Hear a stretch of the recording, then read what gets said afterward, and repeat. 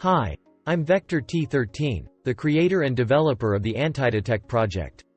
I would recommend you from the CyberHedgehog company. They are starting an interesting automation program. You can read the link on their screens now. I hope CyberHedgehog won't be offended by me, because I don't think they've even made an announcement of this program yet, so I'll do it. If my level, let's say, and the level of anti-detection, it will be, focused primarily on our presets and on the most popular web resources, then if you want something advanced, interesting to do for yourself, then here.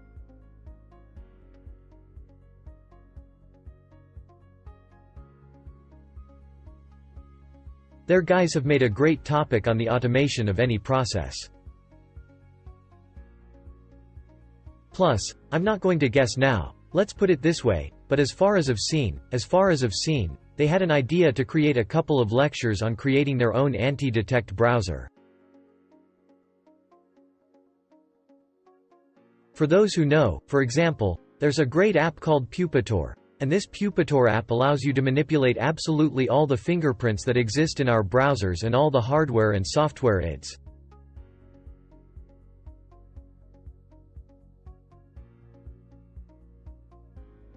That is, in fact, in the end, they can create an ideal anti-detect, since it will replace absolutely everything, work on the standard Chrome browser, which is important, and also have automation. The project is incredible, and if they succeed, I'm sure they will succeed, it will really turn the topic of anti-detections upside down. Well, we start and move on to our main topic today. Unfortunately, if we remember the years 17, 18, even 19, the number of different kinds of identifiers came out quite a lot. Yes, that is, there were a large number of them. We remember that one print appeared there, then another print appeared, then these two prints merged together and a third print appeared. At the moment, the situation has calmed down a bit, because in fact the main identifiers that exist, we all know them, but some identifiers still remain terra incognita for us. And today we're going to get to know a few of them. In the meantime, the sad news. The real news is sad, I'm showing it to you. The fact is that, perhaps, you noticed at work, by the drop in work efficiency in October last year, that is, starting, more precisely, from October last year, one of the top anti-fraud systems Fingerprint. JS, just do not confuse its pro version and the free version. One of the top systems Fingerprint. JS has started a good cooperation with Akamai. What does this mean for us? This threatens us with the fact that identification will occur not only at the time of visiting web resources, but also at the time of downloading content, at the time of downloading applications. Plus, the integration with Akamai allows the company itself to fingerprint. JS do what I talked about earlier. This is the user's geolocation. Geolocation of the user on the basis of his neighbors, on the basis of the CDN networks to which he belongs, and, of course, such cooperation. It gives very great advantages to both Akamai and an even greater advantage to the company Fingerprint. JS, since at the moment Akamai is the largest CDN network in the world. More, if I'm not mistaken, on. At the moment, there are more than 220,000 servers around the world, and, accordingly, the geolocation will be very, very accurate. So, alas, we are preparing for this bad event that has already happened. But how to deal with it and how to bypass this kind of geolocation, we, in principle, will be able to consider with you. Let's move on. Our first identifier is one of those that you may not have heard of, but will now hear. The so-called EAM extension. What's it? By the way, I would like to draw your attention to the fact that on each slide at the bottom we have a link either to the demo version or a link to the source from which the information was taken, so that you have the opportunity to study the current issue on your own. So, EAM extension is an extension that allows you to determine the ability of your computer, not the browser itself, but the computer, to send and receive streaming video in encrypted form. What does this mean? What it means is that imagine you have, for example, an HDMI port. HDMI port, well, I think everyone knows it, no need to describe and show what it looks like. So, an HDMI port is not just a port per se, it's a small device that has also, it turns out, I don't know if you knew it or not, it turns out that there is also its own small encryption module. So, due to the fact that web resources can check the policy of whether you have this port and, accordingly, the encryption module, web resources can conclude whether you are using a virtual machine or you are using a VFS. Let me explain why. Because there are no such ports in regular virtual machines and VPS. While all modern computers have it. You can check on this web resource. I repeat, we have a link on the slide. You can check, respectively, and compare your desktop PC, for example, your anti-detect browser, your virtual machine, your VPS or, for example, just a remote server. Yes, that is, a regular gedit, let's say. I can't say that the test works with 100% efficiency, plus the results are slightly different from browser to browser. That is, for example, Firefox may have slightly different results than Chrome. However, at the moment, I personally have not found any simple methods of replacing this identifier. If you happen to find or find out, you can share this information. But at the moment, it is one of the most reliable means of detecting virtual machines, in particular, in VPS. If, for example, we take, well, I'm not going to advertise. Yes, if you take my anti-detect, there is an emulation of an HDMI port. We can use HDMI, we can add DisplayPort, we can add all the properties of this port there. But the usual VirtualBox, VMware, various kinds of patches, the already deceased VirtualBox, HardNet Loader, Proxmox, QEMU, this is nowhere to be found. As for the virtualization systems that we have at the moment, if I'm not mistaken, please don't throw stones, but if I'm not mistaken, I think SHI has it. But we need to check more. As it is, the system is excellent, relatively reliable, and allows you to determine whether the user is using a real computer or a virtual machine. Let's move on. Our next identifier, it's very mysterious. We've known about it for a long time. In fact, this is what we are going to say today, some of which are new, but well forgotten old. Back in 2017, in my webinars, I showed how web resources can scan a local network. So you have your computer, yes, you have your computer connected to your router. Your router, Wi-Fi router is a DHCP server. And the same router has a TV, I don't know, a DVD player, a phone, another phone, a coffee maker, a refrigerator, a toilet, whatever. These are all resources, they have specific IP addresses. There are also a certain number of them, and access to these resources can be provided through online scanning. To be more precise, thanks to the creation of a WebRTC session. Here, by the way, I have, that's why at the very top of the slide I wrote Tritmotrix plus a local IP fingerprint and 3 question marks. Why? I'll tell you. I'm sure you've already heard that I talk about Tritmetrix all the time. Because at the moment, it's actually a top-of-the-line anti-fraud system that can be fucked with great ease. But Tritmotrix has one interesting feature, or rather a feature. We all know what WebRTC is. I won't talk about this for a long time, but WebRTC and the WebRTC protocol have 2 more, let's say, sub-protocols, if you can call them that. These are the stun protocol and the turn protocol. When we go to the BrowserLeaks website, for example, or some other resource, they use the stun protocol, which actually has the most basic option that is an indication of the IP address. And you can deal with the substitution of this indication of the IP address manually. You can do it in an anti-detect browser. You can cope with it by fucking chomping, through the registry even, figuratively speaking, spoof. At the same time, the use of the turn protocol in the same WebRTC protocol stack already does a completely different thing. It establishes a connection. In other words, if you use a proxy with an IP address of 4.7 conditionally and replace your proxy with TCP, and you want your WebRTC to glow the same, you can replace this IP in an anti-detect browser or, for example, manually, but you will not have UDP support. Accordingly, when the same thread metrics, namely eBay, Walmart, Best Buy, Neteller and many thousands of other resources, want to check you, they will see what is being used using the Storm protocol. They will see your fake IP address, and they will try to establish a connection with this IP address using the turn protocol. And as you can imagine, they won't succeed. Why? Because you put up a fake IP that you don't have access to via UDP. Accordingly, what will Tritmetrix do? Tritmetrix will send you fucked. It's a simple system, isn't it? But WebRTC is originally a system for streaming video and audio content. Why does eBay need it? That is, if you and I remember how we analyzed, opened a separate page in the Chrome browser, looked at our connection in WebRTC. So, if we take eBay, for example, as a simple example, then the connection in WebRTC is active throughout the entire time of our stay on this resource. And what are the reasons for this? The number 1 reason is connection monitoring. Reason number 2 is, relatively speaking, to keep the user on a short leash. Reason number 3 is the ability to scan local networks. That is, if you take in again the link at the very bottom, you can check your virtual machine, you can check your real computer, you can see all those devices that you have on your network, in addition to everything that it gives us, or rather, what the anti-fraud system gives. When you want to do such a test on VPS or, for example, on DEDIC, you'll actually have a device on every IP address. You must admit that it is quite strange. How is it possible that the system checks, let's say, 256 IP addresses, and there is a device on each of these IP addresses? Is it possible at home? Theoretically, yes. In practice, this kind of bullshit doesn't happen. Plus, do not forget another important point, which is the number of devices and their addresses. How long do we have our router online? Look, we've turned on our router. How long can it be online with us? A month, 2, 3, maybe even 6 months, you see.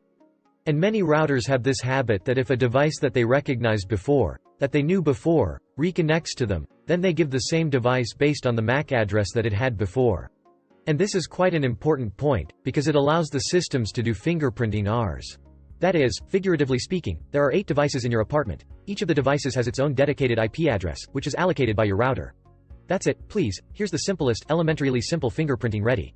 In other words, this system, which allows you to identify and scan all the devices on your local network, allows you to do several things. First, allows you to identify server hardware. Second, it allows you to identify, for example, the same school equipment, or, if you work for a company, you sit at work, so to speak. Can you have a large network? There may be a large network. And, of course, this is the compilation of fingerprinting based on the devices that are available.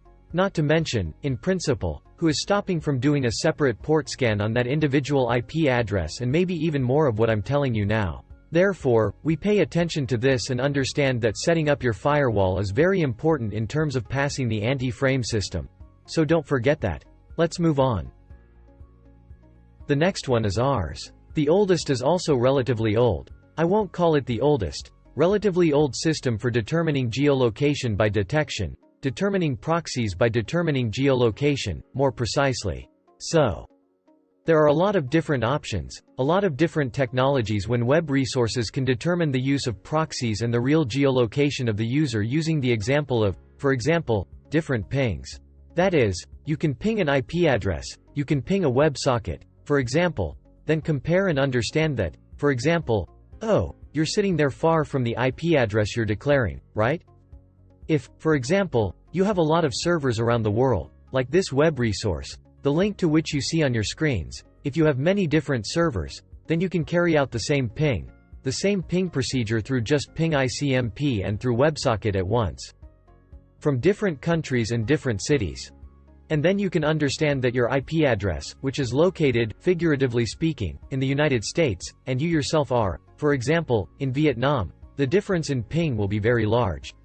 And if, for example, the same ping is made to you, for example, not from the United States, but from the same, for example, Vietnam, then the results will be completely different. And what will this lead to? This will lead to the fact that the more servers there are, the more accurate the geolocation and the more accurately you can determine which IP address is actually being used behind the proxy. And what's going on here? Hi Akamai. Same as I said, 200,000 servers. Agree, it will definitely be, right? As for the web resource that you see now, you can also check out its demo version. I will say that geolocation detection is a pretty good checker. It's a pretty good checker. To be honest, I don't know the team that developed it, I don't know the purpose of the checker, but the material that is presented in the article about VPN detection, proxy detection, and how to get around it is really worth it. Well, this is a minute of advertising, it was just me who checked my proxies before writing this presentation. But we will come back to this later. The fact is that a fast proxy is very, very important in the process of bypassing the very anti-fraud system that I was talking about, and you can see it in the header now, the thread metric system. Because it is only with fast proxies that it is possible to communicate normally with this system, and, accordingly, bypass all the resources that belong to this system. By the way, about the proxy, I'd like to tell you something else. Look, thread metrics. Thread metrics, you can easily check if your resource has it. And I'm just now, a minute of advertising and reasoning on a free topic. In my anti-detect in personal versions, I made such an option, it's called block treat metric spy domains. This option, what does it do? There is a servant, a separate VPS, which scans the internet 24 hours a day every second, such a small scanner. This scanner finds third-party dominatrix domains, enters them into a special sheet, and this sheet, every time you enable anti-detect with this option enabled, it is immediately loaded. At the moment, there are a little more than 800 domains in this list. Maybe even more. I haven't checked for 2 days. Probably a little more than 800 domains. In other words, a third of matrix can be located not only on the resource you work with. Let's say, a third of matrix can be on that. It's hard to say. A third of matrix can be on some web resource covertly in the form of a so-called third-party resource. In other words, you can work, relatively speaking, with some PayPal, which has its own, in fact, anti-fraud system, but at the same time, when you visit PayPal, you will have several third-party domains loaded. As a rule, they have a dominant name full of abracadabra, so it is difficult to distinguish them by eye, and if we go through these domains, we will see absolutely nothing. However, it still makes it possible for thread metrics, as such a big spider, to weave its web and track you. So, as a matter of fact, I'll tell you the following about thread metrics. There's one bad thing about thread metrics. In fact, there is no public testing stage for him. That is, relatively speaking, in order to check it, you can bypass it, you can't bypass it, you need to spend a hell of a lot of time. And I have a little bonus for you. I'm going to give you testing stage thread metrics. Here it is on your screens. You know, the easiest way to check if thread metrics bypass will work for you or not is to visit the usa.philips.com web resource. What's the catch? When you visit this web resource, you need to take any product, put it in the cart, go to the checkout button and try to select PayPal as payment and click the pay button. If you go to the PayPal page, that is, everything is fine, everything is cool, then thread matrix missed you. If you see a small red message at the top of the page, call 1-800-334-8 conditionally, then you cannot try to work with IBM, Best Buy, Walmart, Teller, or many other resources.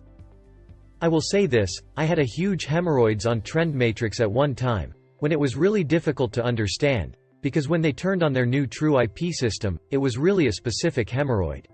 However, this web resource, well, I think you will remember it, in principle. Philips is a well-known brand. Yes, this web resource and this little trick with this web resource. It will help you save, firstly, a lot of money on material, secondly, a lot of your time, because if this site misses you, then all the others. Sites will let you through too. And another important factor is, you know, what factor? I will say from experience and from the fact that since I have access to thread metrics, I, accordingly, can test it on myself, conditionally. Speed. Proxy speed. An incredibly important parameter.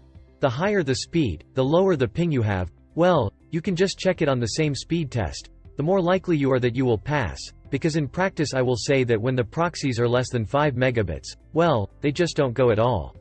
I don't know, well, it's mine. Maybe it will be completely different for you. Therefore, when I took proxies there, for example, well, on the same Detect Expert, 10 megabit, 20 megabit proxy, everything flies in without any problems at all. Well, of course, you need to understand that the proxy is just a part of the system, and there are also additional identifiers of ours. Yes, that is, the identifiers of our browser, the identifiers of our computer, which we also need to take care of. However, this testing stage, remember, is cool. It will save a lot of money and a lot of time. The next identifier, old as shit, mammoth, is on your screens. Do you see him? Well, here on the slide for some reason you can see very well in terms of quality. Apparently the click meeting slightly transformed. The click meeting slightly transformed the presentation into a more convenient format for it. I will tell you what exactly you see on your screens. Go to the Windows operating system, for example, Windows, go to the command line, in the command line write ipconfig probl/all, ipconfig all, and you will see your network cards. At the top, at the very first point of your network card, there will be the so-called connection-specific DNS suffix. DNS suffix is actually probably the oldest parameter we've discussed in terms of anti-fraud. And this is such a small addition that your DHCP server allocates to you, or rather the DHCP server of your ISP. And you can't actually disable it in any simple way, you can't prevent it from being allocated, because you need to disable the DHCP server for this, or, for example, always set the settings of your connection manually. But why do we need this parameter? And the fact is that this setting is one of the keys to Gmail. Weird, right? But before we look at how it's the key to Gmail, let's take a look at the whole process of how we interact with Gmail.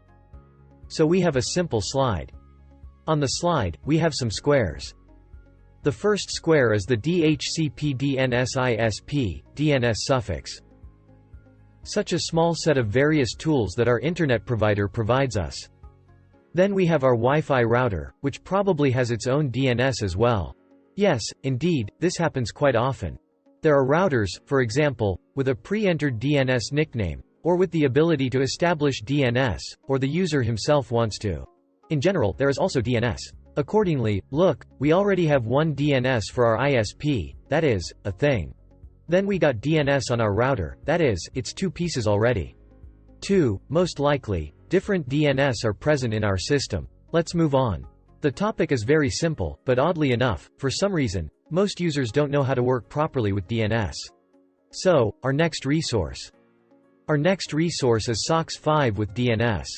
In principle, we can have SOCKS 5, for example, through some Proxifier or through Tune to SOCKS or through Nicarai, for example. By the way, Nicarai is pretty good software. I recommend it, it's an excellent proxy. So, the same proxy may have some DNS set along with the proxy, maybe manually. Or in the place of SOCKS, this big square, rectangle, or rather, in the place of this big one, or parallelepiped. I don't know, in general, in place of this big bullshit. There can be a VPN, for example, and VPN, we know, a VPN always has its own DNS, because the VPN supports the UDP protocol, and there can even be such an option to block comprehensive DNS, it can be, right? But that means we're going to have DNS number 3, which means we already have 3 different DNSs. We have our Chrome browser. The Chrome browser, for those who don't know, has its own DNS, even 2. Let me explain what this means. The fact is that the Chrome browser has, firstly, a feature that comes by default out of the box. This is the use of Google's DNS server. As much as you'd like to, once you've installed Chrome, you're immediately connected to Google's DNS nickname. This is called the Secure DNS option. It is designed and created in order to protect your DNS queries from interception, blah blah blah, blah blah blah. Everything, in short, is only done for your benefit. In fact, this is the number 1 problem. But there's also problem number 2. Do you know what problem number 2 is?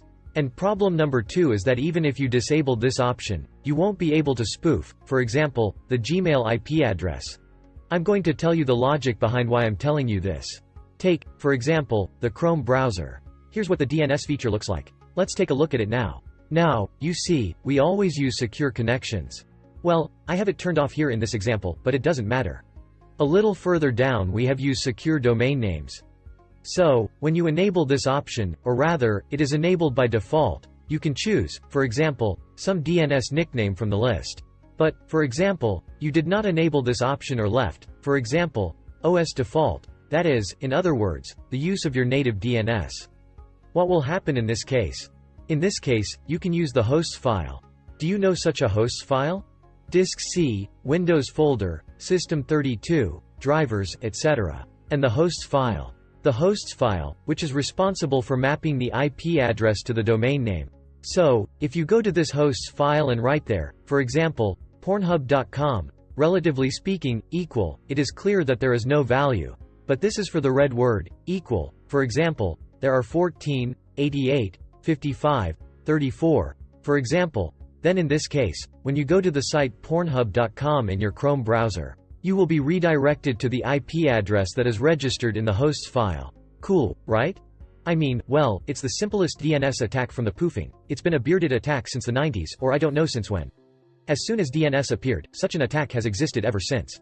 However, if you write hosts in the same file, for example, gmail.com is equal to some other IP address, then it won't work for you at all. It doesn't work the hell out of it. Why? Because the Google Chrome browser itself may work, by the way, I don't know, I haven't checked. But the Chrome browser will tell you, go fuck it, I won't go to this address and will switch to the original Gmail. In other words, Google Chrome, the Google Chrome browser, will ignore all changes to IP addresses that affect Google's infrastructure and ecosystem. And accordingly, if we look at our first picture, we don't even have the first picture. Let's take a look at this picture. We have 4 different DNS servers, all 4 different. Which of them will participate in the resolution of the domena.gmail.com? What do you think? And I'll tell you. If we disable the option, if we disable the DNS option, then what will be the DNS nickname? What do you think? Let's put it this way, 5 seconds to think. You'll have the DNS number 2 used first, and then DNS 4.8 will still be used. And in this case, when you disable this option, your Google DNS server will see a request from your router's DNS server, or, if your router has a bypass, from your ISP's DNS server, while the third DNS will be ignored. In this case, it's called an intermediate DNS server. And Google's DNS will see that it has received a request. For example, you have, figuratively speaking, a US IP address, and it received a request from an IP address of the same, for example, Vietnam. If you don't disable this option, if you use Google's built-in DNS, then what will you have then? You'll still be using DNS 4.8. That is, that you turn it off, that you turn it on, it will still be used in any case. Only in the first case, it will also capture the IP address of your local DNS server, and in the second case, it will immediately transmit all your data. And what do I mean when I say, all your data? Look, there's a very important point about Google's DNS. Many users, in principle, do not pay attention to this. And I'll tell you right. You can use Google DNS, but only if you don't work with Google. Those who work, for example, in the field of arbitrage, they have known for a long time that it is impossible to work normally with the same AdWords and AdSense accounts if you use Google DNS. That is, the chances of this happening, well, are extremely small. And I'll explain why. There is a very simple policy regarding the public Google DNS server. These are called temporary logs and permanent logs. Have you ever wondered, especially the users of the anti-detector, have you ever wondered, I'll tell you now, I'll rephrase the phrase a little, you create Gmails. For example, you create, Gmails, everything is great, there are 4 pieces passed, 5 pieces passed without SMS, the 6th SMS, the 7th SMS, the 8th SMS, the 9th SMS, the 10th SMS. Why does this happen? And this happens precisely because the information about you is in the temporary log of the DNS.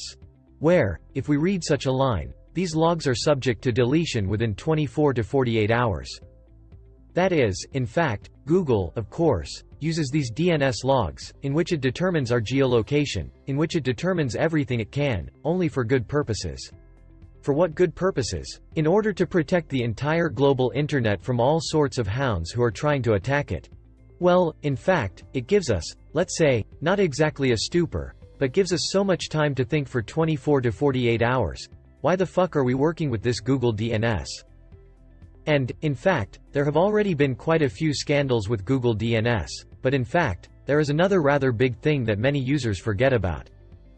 And these are the laws. We know what GDPR regulations are. We know them, don't we? Everything is great, everything is fine. However, in this case, look at how interesting we work.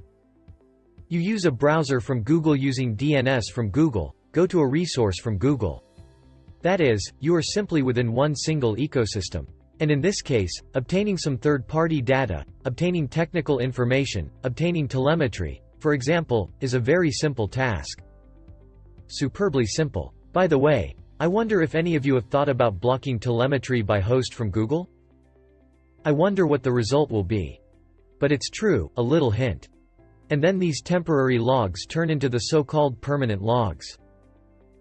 And here, please note, there are official links everywhere below. And here you know what I really like? I really like the point by which the user's geolocation is determined. The country, region, and city are no more than 1 square kilometer. That is, no further than 1 square kilometer. In other words, the accuracy of geolocation determination due to the use of Google DNS is 1 square kilometer. No more than 1 square kilometer. That is, you can do less, you can't do more. In other words, the use of Google DNS in the field of multi-accounting is both a normal option when we work with Belarusian knitwear sites, and a bad option when we work, in fact, with Google resources. Plus, if we pay attention to the little acronym in the 4th line from the bottom, which is called eDNS, and Google it a bit, then we can understand how this information can be collected, information about us. Therefore, I would highly discourage you from using Google DNS. But why are we now considering this Google DNS within the framework of some incomprehensible DNS suffix? Question: really? And for this question, I have a short video for you. Please make sure that when I output it now, please make sure that you have normal playback. I am turning it on in my place, and I hope it will be included in your country as well.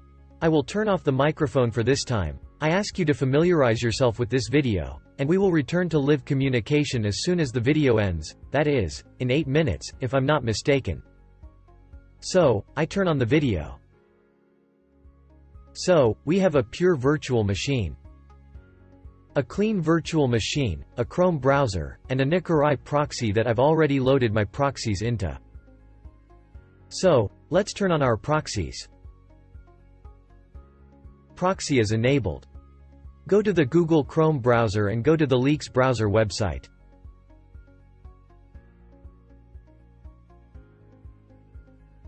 Let's take a look at the results of our proxyification. This is so that we have an understanding of how the system works.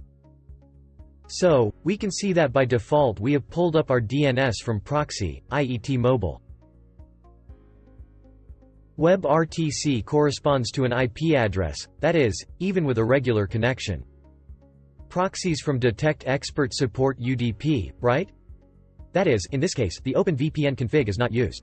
But that's not what we're here for. So, US IP address, US country, TC-US selection, US DNS.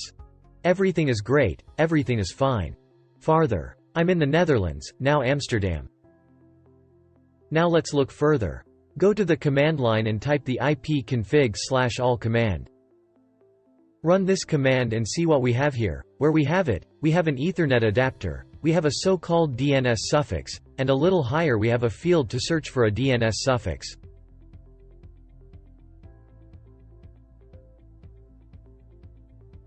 At the same time, in the adapter of our Nickerai, we see. Here it is, the adapter Nickeraitan, we do not have any suffix.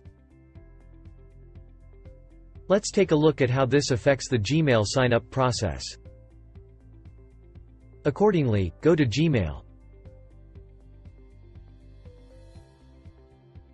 Create an account for yourself. Enter a name. Let it be Eric Cartman, for example. It is not important for us to go through the registration process. We need to pay attention to a very important feature in the registration process itself. So, in this case, Mail, or rather Gmail service, provides us with the opportunity to enter some username. That is, he did not give us usernames to choose from. Okay, let's do a little test again.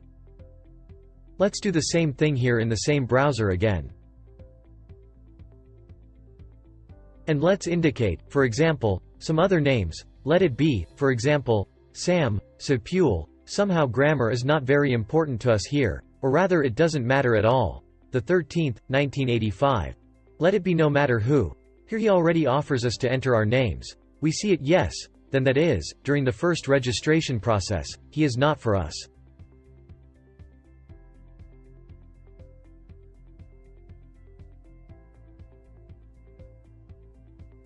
Propose to introduce it. In the second registration process, he asks us to enter, offers us some names to choose from, or to enter a custom name.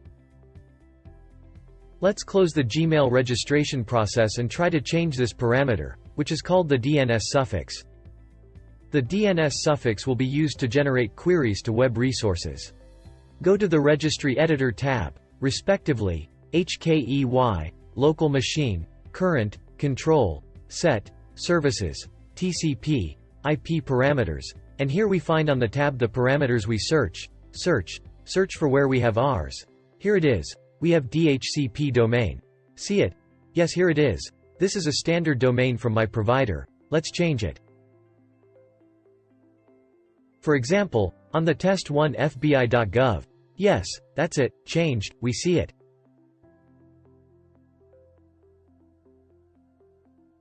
Now let's see how it has changed here. We can see that our DNS suffix has changed on our main network adapter to testifbi.gov. Okay, let's go to the Gmail registration process again.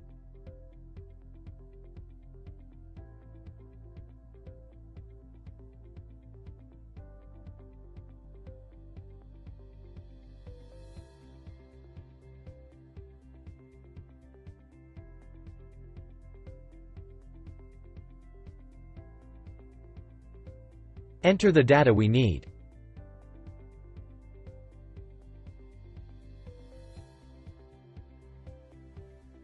In this case, the system again prompts us to enter our own username. That is, changing the DNS suffix in this case will also affect the registration process of the Gmail mailbox itself.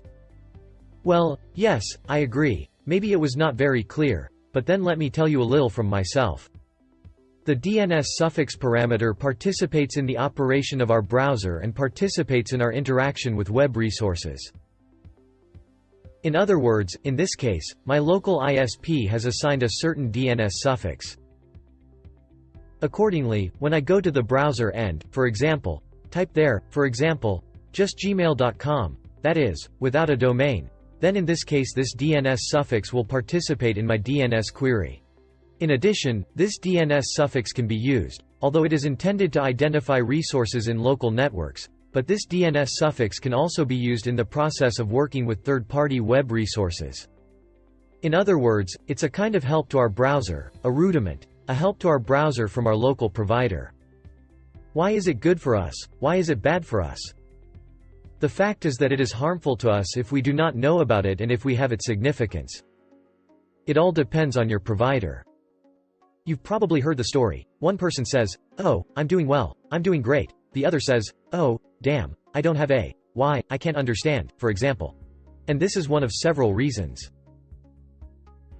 That is, it seems that the parameters are the same, everything seems to be the same, yes, but it is the presence of this DNS suffix that will be, let's say, a trigger for both anti-flood systems in general and specifically for our beloved Gmail. For example, the same geocomply perfectly reads the DNS suffix parameter in order to use it as an additional parameter in determining the user's geolocation. For many people, it can be completely empty, there may be no meaning, and this is, in principle, normal. In principle, this is normal. But if we turn on the logic a little bit, then we will understand that, for example, such a giant as Google, which has a huge amount of statistical information, it probably knows that, for example, quite by chance, the provider T-Mobile in the United States, in the state, for example, Arkansas, always has a DNS suffix. And he knows these DNS suffixes. It can be 1, 2, 3, but it knows these DNS suffixes. Accordingly, if we rush to show that we are from the United States, and at the same time we have a DNS suffix of the same Vietnam or, for example, Mongolia, but this cannot happen at all on a real PC, because the DNS suffix is provided by whom? Provided by your ISP. Accordingly, somehow it was provided by the Mongolian provider. But this is nonsense. Therefore, I will tell you about this parameter in practice, how I worked with it.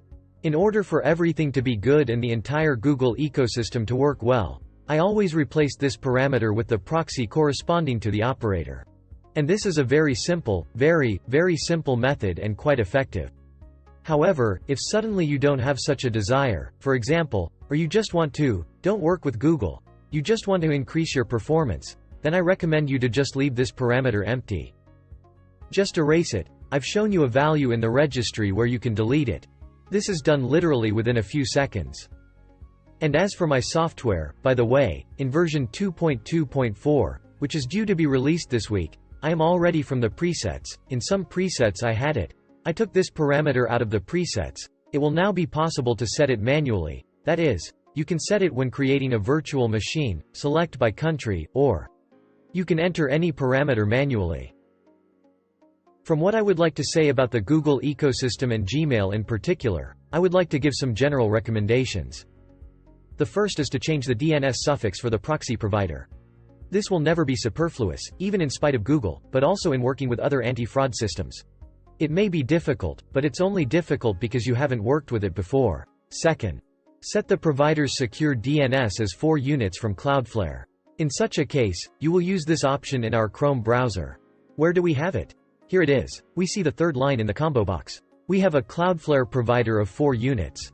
In this case, your local DNS will be ignored and the query will go directly to Cloudflare's DNS. It's not as bad as using the same DNS nickname from Google, but it could have been better. Of course, the best option is to use your proxy's local DNS, plus if it also complies with all the security standards that the Chrome browser will impose on it, because Chrome may or may not allow the use of local DNS. And what we see, for example, on the BrowserLeaks website, we can generally put a fuck on it, because you can't compare BrowserLeaks and Google, because, again, they work in their own ecosystem. Third, disable WebSync.